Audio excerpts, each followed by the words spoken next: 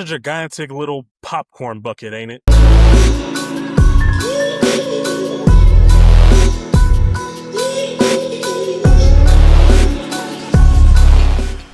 What's going on, everybody? It's your boy, the Fish Flicks, and we back with another movie review today.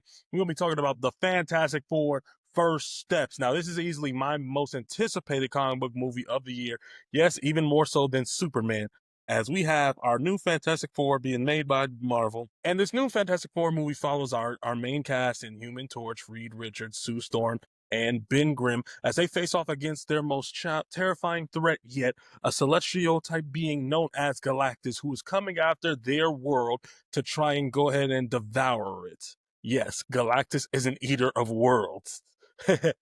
And so, the Fantastic Four, man, they've had quite the interesting history, man. You have one from way, way back when some of you guys don't even know about because it was unreleased. Then we had the mid 2000s Fantastic Four movies that were just straight up bad, cheesy movies. And then you have the 2015 Fan Four Stick version, which you avoid that movie at all costs. Avoid that 2015 Fantastic Four movie like it's the plague. And so now we are here, finally in the hands of Marvel. And I gotta say right off the bat that, pun fully intended, this movie is fantastic. I'm not no exaggeration, no hyperbole. This movie was fantastic from start to finish, man. I had a big cheesy grin on my face throughout the entire duration of this movie. This is the exact Marvel movie that Marvel needed. This brought us back to the peak Marvel standards that we all once knew and loved. Because, we had Thunderbolts released this year, and that's back to the really good tier of Marvel.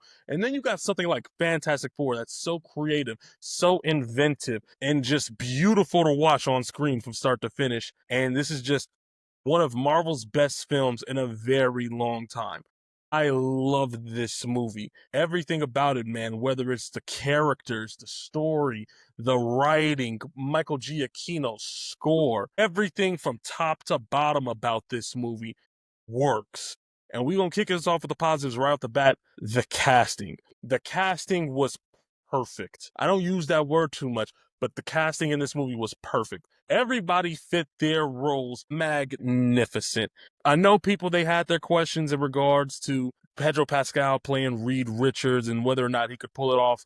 Let me tell you, Pedro Pascal is 100% Reed Richards.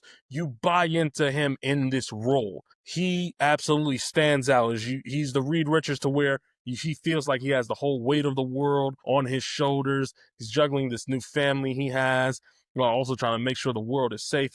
He's constantly juggling multiple things at the same time. And of course, he is uplifted by the family that he has surrounded with him, with it being Sue Storm, Johnny, and Ben Grimm. Vanessa Kirby as Sue Storm, she was my first pick to play Sue Storm when they was getting ready to cast the Fantastic Four. She was my number one pick from the get-go, and I was happy as hell that she was casted for this role. And my goodness, was she probably the MVP of this movie. The amount of depth, the amount of heart that she brings into this role, because she's pregnant in this movie. That's no secret. She's pregnant and she's getting ready to give birth to Franklin Richards, and she just does a magnificent job. It's just the struggles that she faces, the stresses that she faces at times, because she's trying to be a hero, look out for her family, while also being an expecting mother to be within this dynamic and them being heroes. And I just thought she did a wonderful job there.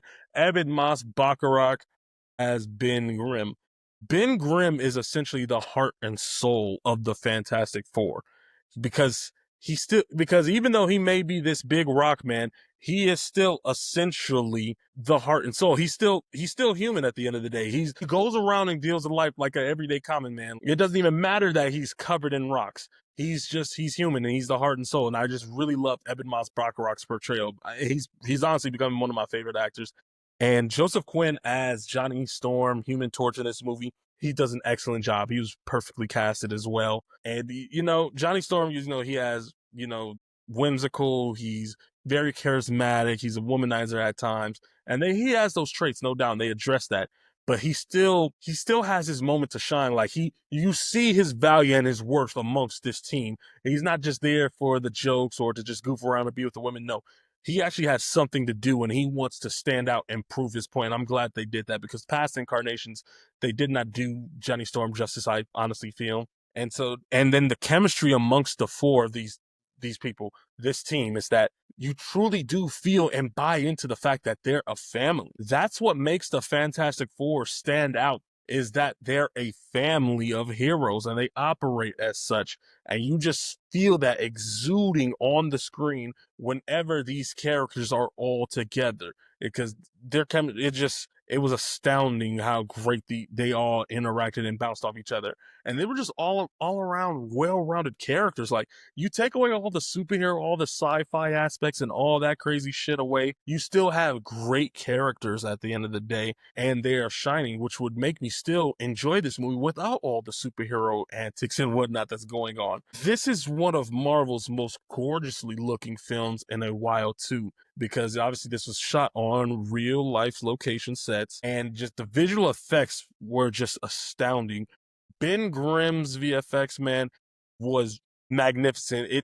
I had no issues whatsoever with any of the CGI except for like one or two little shots, which we'll get into in my nitpicks, but it was beautiful to look at. Shara Ball, at the female Silver Surfer, played by Julia Garner, I thought she did great in the role, and just the way that they designed her and made her look, it was just breathtaking to watch on screen. And it was just beautiful how they brought that character to life. And you see what happens when you get the off the volume stage and not overly rely on that. My goodness, that was part of the problem with the previous phases of Marvel. It's just, you could just feel and see like it's shot on the volume stage. Ant-Man and the Wasp: Quantumania. You could tell just from the trailers that shit was on the volume stage. This one, the whole retro-futuristic 60s feel with this movie and that setting and that environment was beautiful, and it just made it stand out. And that's another major highlight of this movie, is that it's able to stand on its own. You don't need any previous homework or have to watch any other films or shows to know what's going on with this movie. And that's what made Marvel work so well, is because you have all these cast of characters and heroes in their films, but you can jump into any single one of them and not feel lost whatsoever. And Marvel kind of got away from that because they were pumping out so much content, whether it be the Disney Plus shows or their movies. It was just so much to consume. With this one, the fact that the Fantastic Four are within their own universe, their own Earth, and it's very special and unique to them, and which makes the Fantastic Four very famous and unique to this specific Earth and that universe, just made the movie stand out even more and be able to stand on its own as its own special project. And I love that about this movie. It was just very gorgeously made, very gorgeously made. The set design, the production was just top tier. And please stay the fuck away from the volume stage from here on out. And when we're talking about the family dynamic, the depths of the characters, everything, everybody's able to stand on their own. It's a very unique film all around. And Michael Giacchino's score in this movie was flawless. It was beautiful to hear, that fantastic song. you know, I was humming that all throughout the movie. I was humming that on the way to the theater, and I was humming that leaving the theater as well. So it's just everything, every little thing about this movie, man. Marvel got it right. They knew they had something special, and they needed to knock this one out the park because it's been nothing but mediocre and hit or miss with their projects. And this is the first film in the MCU in a very long while to where I can sit there and say, I love this movie. This was a blast to watch. I love these characters because that's what Marvel does best when it was at their best. You got us endeared to these characters, and we were able to be endeared into these characters with all the depth and all the heart, and the dynamics between them all stand out. And speaking of visuals and characters, how could I forget about Galactus? Galactus was fucking scary in this movie.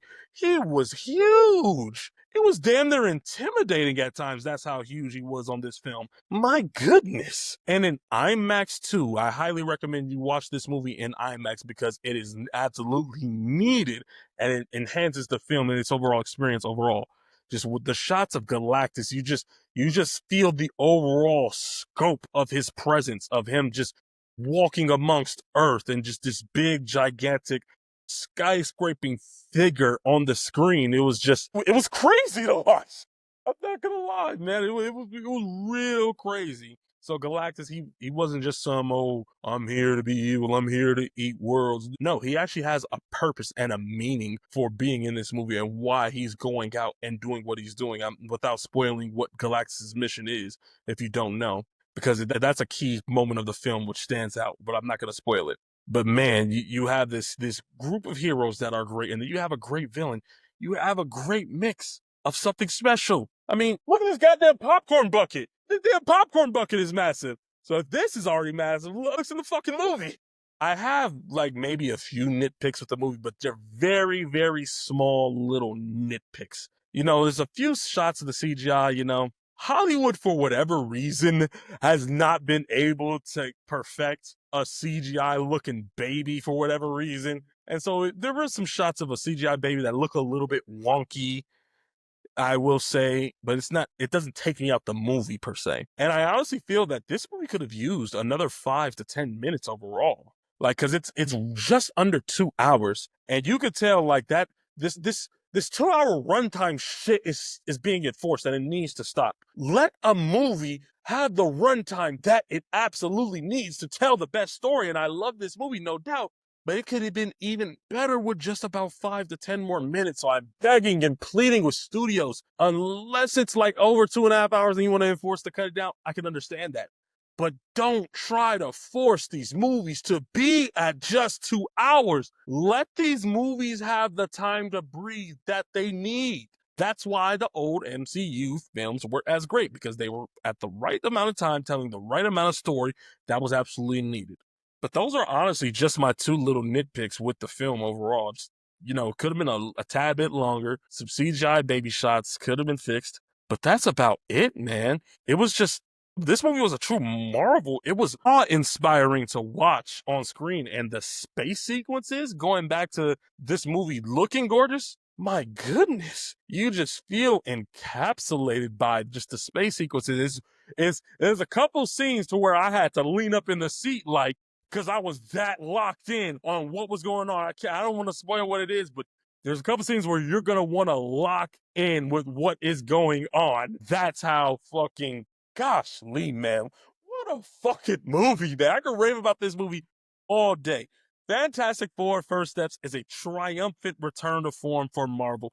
It's got the brains, it's got the heart, it's got the style, the humor, doesn't interrupt some dramatic scenes. They are able to breathe and land on their own. The tone was blended magnificently. The cast and their performances were all top tier. Their chemistry was top tier. This is easily the best Fantastic Four movie we got up to date, even though that's not a high ceiling. It still is, but it shattered all my expectations all throughout. And it brings back the feeling of joy and momentum and hope that I have whenever I was watching Marvel movies, man. This feels like an old school phase 2 and 3 Marvel movie, man. God damn, I love this movie. This is one of the best origin films that Marvel could have done. And this is the best introduction to Marvel's first family. And to keep in tune with the theme of this review, I'm gonna go ahead, man, on a fish scale. We're gonna do it out of 4. And hot damn, man, this movie absolutely deserves it. We're going to go ahead and give it a solid, bam, 4 out of 4 on the fish scale. That's how much I love this movie.